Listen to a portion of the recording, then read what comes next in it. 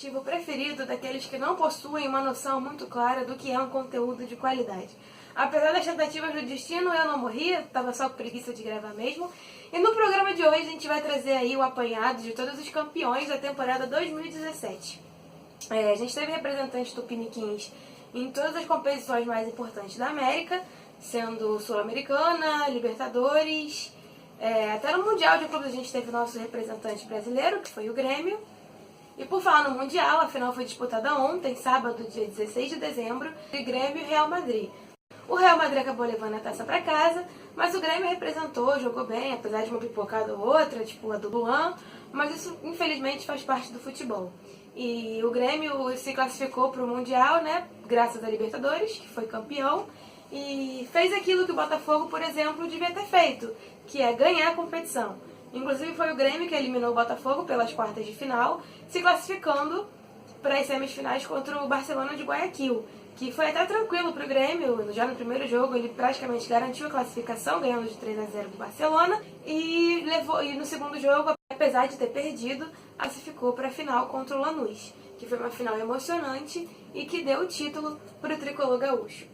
E pela Copa do Brasil a gente teve o Flamengo aí mostrando que se você investir no elenco de qualidade, em nomes de peso, no aluguel de um projeto de estádio, ainda assim você não vai conseguir porra nenhuma. Que foi o caso do Flamengo, que conseguiu ser eliminado da Libertadores e foi vice tanto da Sul-Americana quanto da Copa do Brasil, que foi conquistada aí pelo Cruzeiro na final contra o Flamengo, onde o primeiro jogo terminou em 1-1 e foi totalmente indefinido para o segundo jogo, que é a partida decisiva, que acabou em 0-0, um jogo totalmente apático e sem graça, e foi levado para os pênaltis. Só que quem estava agarrando pelo Flamengo era o Muralha, então a gente já sabia qual seria o resultado dessa final e não pode ser outro. O Cruzeiro levou a taça para casa, o que foi bom, porque essa final, essa rivalidade aí acabou com aquela punhetação mútua que estava acontecendo entre Flamengo e Cruzeiro, que estava matando o Brasil inteiro de vergonha ali.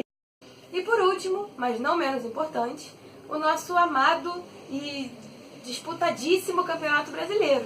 O Corinthians foi o campeão dessa temporada e já conquistou a taça ainda faltando 3 rodadas para acabar o campeonato. Ele fez o primeiro turno impecável, com uma defesa sensacional, só que o segundo turno foi um pouco mais vergonhoso, com alguns deslizes bem bobos, mas a ponto de ver até a liderança ser ameaçada ali pelo Palmeiras, que apesar de ter encostado, não chegou a tomar. Que o Corinthians foi líder do campeonato desde a 5ª rodada do Brasileiro. E a taça estava desenhada para ir realmente para a mão dos alvinegros e foi o que aconteceu. O Corinthians merecidamente levou a taça do Campeonato Brasileiro para casa. E Grêmio, Corinthians e Cruzeiro foram os campeões do ano, fizeram o dever de casa, levaram para casa cada um uma taça, muito justo, muito merecido, e a gente fica por aqui. O próximo Brisa Esportiva vai trazer aí agora o outro lado da moeda, os vexames da temporada, as eliminações, os rebaixamentos, os vices, e até porque a gente precisa ficar gerando bastante conteúdo aí, já que chegou a época da encheção de linguiça, que acabou os campeonatos, acabou as disputas, e a gente precisa inventar conteúdo para não ficar sem programa até o começo dos estaduais. Sim. Se vocês gostaram, gostaram. Se não gostaram, que se dane, vá à merda.